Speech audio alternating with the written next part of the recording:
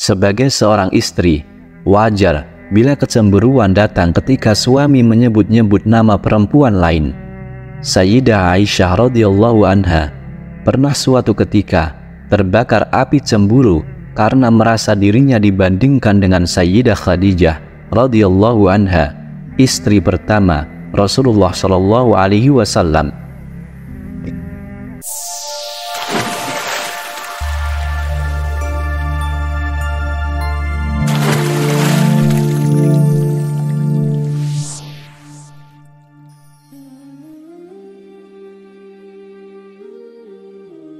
Assalamualaikum warahmatullahi wabarakatuh.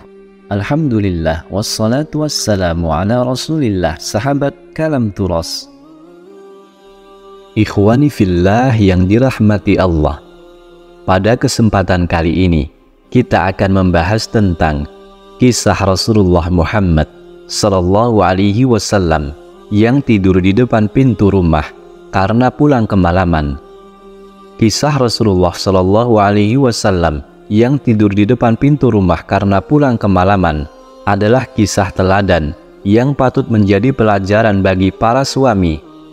Rasulullah Shallallahu Alaihi Wasallam tidak ingin menjadi beban orang lain, termasuk keluarganya sendiri.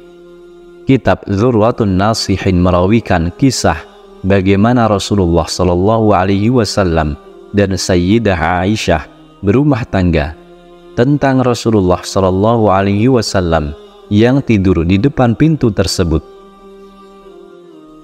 Dikisahkan, suatu malam Rasulullah Muhammad Shallallahu Alaihi Wasallam berjalan pulang ke rumah dari masjid.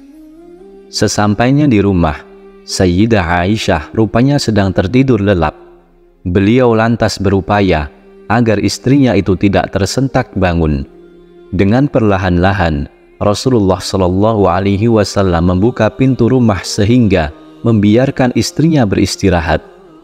Rasulullah Shallallahu Alaihi Wasallam bahkan memutuskan untuk tidur di luar kamar. Riwayat lain mengisahkan, suatu hari Sayyidah Aisyah dicengkram rasa khawatir hingga menjelang subuh ia tidak menjumpai suaminya tidur di sebelahnya. Dengan gelisah, Sayyidah Aisyah pun mencoba berjalan keluar. Ketika pintu dibuka, Sayyidah Aisyah terbelana kaget. Rasulullah Muhammad Shallallahu Alaihi Wasallam sedang tidur di depan pintu. "Mengapa Rasulullah tidur di sini?" tanya Aisyah. "Aku pulang larut malam karena khawatir mengganggu tidurmu. Aku tidak tega mengetuk pintu. Itulah sebabnya aku tidur di depan pintu," jawab Rasulullah. Kisah lainnya yang bisa dijadikan pelajaran adalah ketika Rasulullah Shallallahu Alaihi Wasallam malam-malam meninggalkan kamarnya tanpa membangunkan istrinya, Sayyidah Aisyah.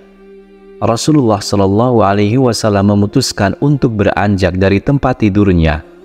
Di sisinya, Sayyidah Aisyah masih terbaring dalam lelap tidurnya. Namun suara ranjang yang berdenyit membuka mata Sayyidah Aisyah. Sang istri kaget mendapati suaminya tidak lagi berbaring di sampingnya. Karena rasa heran dan penasaran, Sayyidah Aisyah lantas diam-diam keluar dari kamarnya. Bahkan malam-malam, Sayyidah Aisyah kemudian mendatangi setiap rumah istri-istri Rasulullah Shallallahu Alaihi Wasallam selain dirinya. Tiap mereka juga heran dan penasaran, bukankah malam itu jatahnya Sayyidah Aisyah? Tentu saja Rasulullah Shallallahu Alaihi Wasallam berada di rumah Sayyidah Aisyah. Akhirnya, putri Abu Bakar ini menuju Masjid Nabawi yang letaknya bersebelahan dengan rumah. Ternyata, ia mendapati sang suami sedang ada di dalam masjid. Tampak beliau sehabis menunaikan salat sunnah. Rasulullah Shallallahu Alaihi Wasallam pun mengetahui istrinya itu sedang mencari-carinya, sebab nafas Sayyidah Aisyah terengah-engah. Ketika Sayyidah Aisyah sampai di hadapannya, dengan perlahan Rasulullah Shallallahu Alaihi Wasallam menegur, "Engkau habis dari mana, wahai Aisyah?" Yang ditanya pun tampak malu-malu. Sayyidah Aisyah berupaya menutupi kecurigaannya.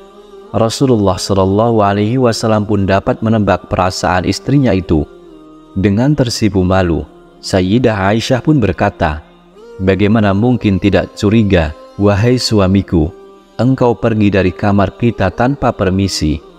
Rasulullah Shallallahu Alaihi Wasallam menasihati istrinya, "Itu berarti engkau telah dihinggapi oleh setan. Padahal tujuanku pergi tanpa suara agar engkau bisa beristirahat dengan tenang. Sebab aku mendapat giliran berjaga malam," kata Rasulullah Shallallahu Alaihi Wasallam menjelaskan alasannya. Beliau juga menuturkan bahwa beliau ingin sholat malam kala itu. Sayyidah Aisyah cukup tersentak. Apakah mungkin seorang istri utusan Allah juga bisa dihinggapi oleh setan?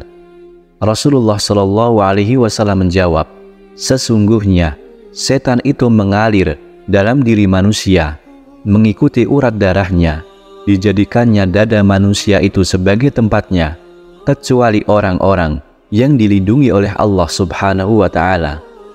Sayyidah Aisyah bertanya lagi, "Siapa sajakah yang termasuk mendapatkan perlindungan Allah?" Rasulullah Shallallahu Alaihi Wasallam menerangkan, mereka adalah orang yang beriman, yang memohon perlindungannya dari jebakan syaitan. Teman-teman yang dirahmati Allah, hidup dalam suasana keluarga memberinya kenangan indah yang kaya dari sikap keseharian Rasulullah Shallallahu Alaihi Wasallam. Nabi Shallallahu Alaihi Wasallam diketahui tidak pernah mengeluh meski keadaan kurang mendukung.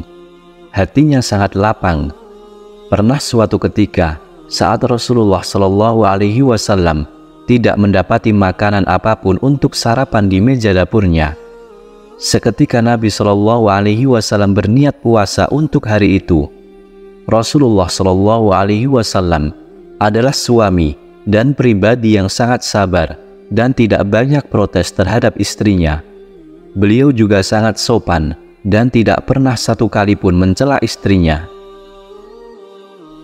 Sebuah riwayat menceritakan dari Sayyidah Aisyah radhiyallahu anha, suatu hari masakan Sayyidah Aisyah rasanya terlalu asin, namun Rasulullah Shallallahu Alaihi Wasallam tetap menyanjung makanan itu tanpa berkomentar apapun.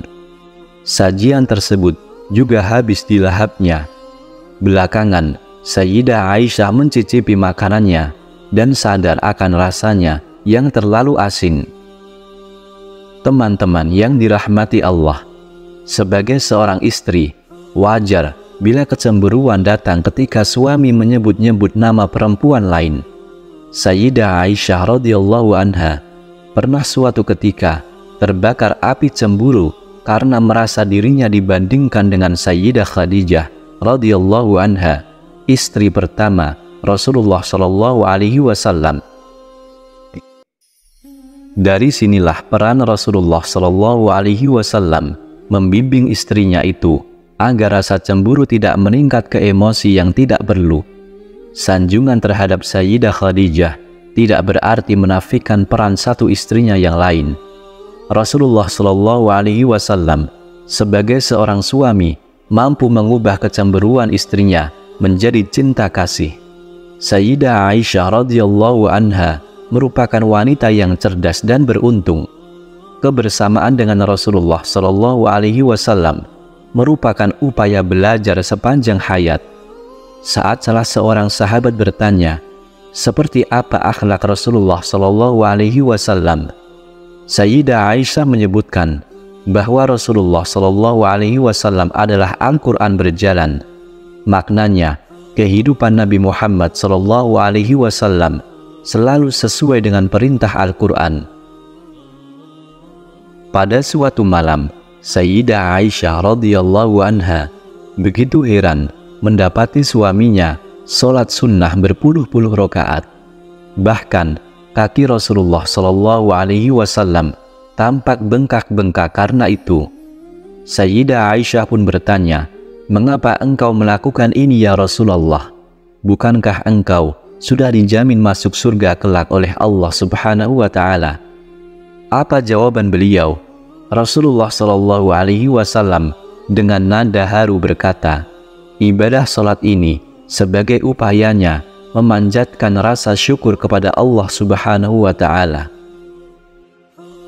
Teman-teman yang dirahmati Allah, Rasulullah Shallallahu Alaihi Wasallam memiliki akhlak Al-Quran. Setelah Rasulullah Shallallahu Alaihi Wasallam wafat, seorang Arab Badui menemui Siti Aisyah radhiyallahu anha dan berkata, wahai Aisyah, ceritakanlah kepadaku akhlak Muhammad. Istri Nabi Muhammad Shallallahu Alaihi Wasallam yang sering disapa Humairah oleh Nabi ini hanya menjawab, khuluquhul Quran, atau akhlaknya Muhammad itu Al-Quran. Seakan-akan Sayyidah Aisyah ingin mengatakan bahwa Nabi itu bagaikan Al-Quran yang berjalan. Ketika ditanya bagaimana perilaku Nabi Shallallahu Alaihi Wasallam, Sayyidah Aisyah hanya menjawab, semua perilakunya indah. Ketika didesak lagi, Sayyidah Aisyah baru bercerita saat terindah baginya sebagai seorang istri. Pada suatu ketika, aku sudah berada di tempat tidur dan kami sudah masuk dalam selimut dan kulit kami sudah bersentuhan. Suamiku berkata, wahai Aisyah, izinkan aku untuk menghadap Tuhanku terlebih dahulu. Apalagi yang dapat lebih membahagiakan seorang istri, karena dalam sejumput episode tersebut terkumpul kasih sayang, kebersamaan, perhatian, dan rasa hormat dari seorang suami yang juga seorang utusan Allah Subhanahu wa Ta'ala. Teman-teman yang dirahmati Allah, semoga kisah ini bisa bermanfaat. Wallahu a'lam. Wassalamualaikum warahmatullahi wabarakatuh.